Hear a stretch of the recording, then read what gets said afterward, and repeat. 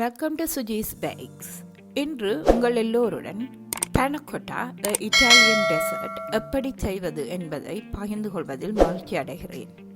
இந்த Pana Cotta செய்வதற்கு தேவையான ingredients: sugar and condensed milk, double cream, milk, gelatin, vanilla pod and hot water. முதல்ல இந்த ஜெலட்டினை அந்த ஹாட் வாட்டருக்கு எம்டி பண்ணி அதை நல்லா டிசால்வ் பண்ணணும்.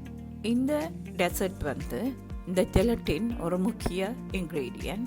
ஸோ இதை நான் முதல் ப்ரிப்பேர் பண்ணி வச்சிருக்கிறேன்.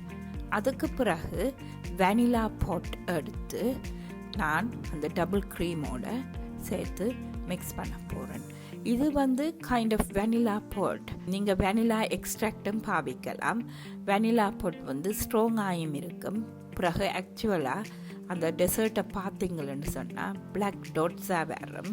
So it looks nice and it's very strong vanilla flavour compared to vanilla essence or extract. இப்போ போட்டு நான் எல்லாம் இதை க்ளியர் பண்ணிவிட்டு பிறகு மில்கை பேன் ஒன்றுக்கு எடுத்து அதுக்கு சீனியையும் கண்டென்ஸ் மில்கையும் போட்டு நல்லா கொதிக்க வைக்கிறோம். We have to stir the milk continuously. Medium ஹீட்டில் இந்த மில்கை கண்டென்ட்டை கொதிக்க வைக்கணும். அதுக்கு பிறகு இந்த ஜெலட்டின் கரைச்சி வைத்ததை சூடாக இருக்கேக்குள்ளேயே அந்த மில்க் மிக்சருக்குள்ளே சேர்த்து நல்லா மிக்ஸ் பண்ணணும்.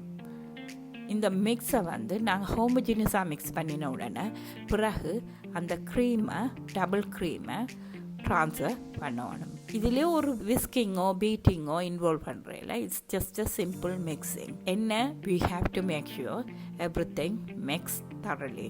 இப்போ இந்த மிக்ஸ் ரெடி. ஸ்லைட்டில் நான் இந்த மிக்ஸுக்குள்ளே என்ன செய்கிறேன்னு சொன்னால் கொஞ்சம் பவுடர்ட் கேஷ்யூவை போட்டு மிக்ஸ் பண்ணுறேன். It's an option. நீங்கள் அது போடாமையும் ஸ்ட்ரைட்டாகவே சில் பண்ணலாம். இப்போ இந்த மிக்ஸை நான் ஒவ்வொரு மோல்டுக்குள்ளே டிஃப்ரெண்ட் டைப்பான மோல்டுக்குள்ளே போட்டு ஓவர் நைட் சில் பண்ண போகிறேன். So that the gelatin and the mix will set.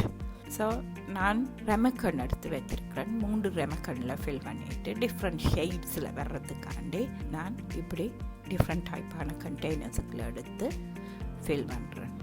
உங்களுக்கு தேவையான அளவு ஃபில் பண்ணலாம்.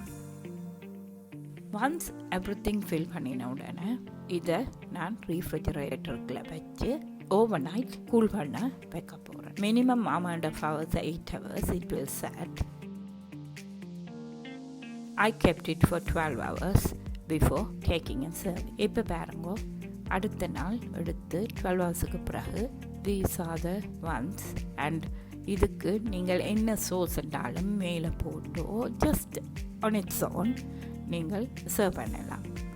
It's a really good tasty milky dessert and it is very famous in Italy. I hope you enjoy this recipe. If you like this recipe, share this recipe, press the bell icon to see more similar recipes and subscribe. Thank you for watching.